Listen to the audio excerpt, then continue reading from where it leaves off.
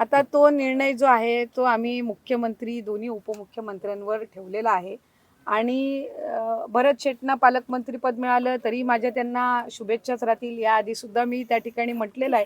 शेवटी आमच्या सगळ्यांसाठी जिल्हा आणि जिल्ह्याचा विकास हा अधिक महत्त्वाचा आहे आणि त्या दृष्टिकोनातून काम करत असताना पालकमंत्री फक्त एक पद झालं, पण आज 2 मंत्री जिल्ह्यामध्ये आहेत आणि दोन्ही मंत्र्यांच्या माध्यमातून जिल्हा पुढे नेण्याच्या दृष्टिकोनातून आम्ही काम केलं पाहिजे.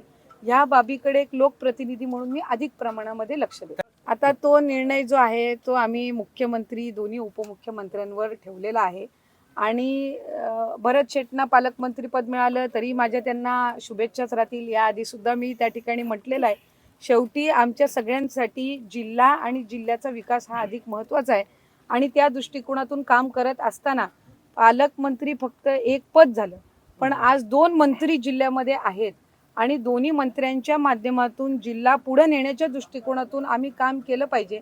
ह्या बाबीकडे एक लोकप्रतिनिधी म्हणून मी अधिक प्रमाणामध्ये लक्ष देते.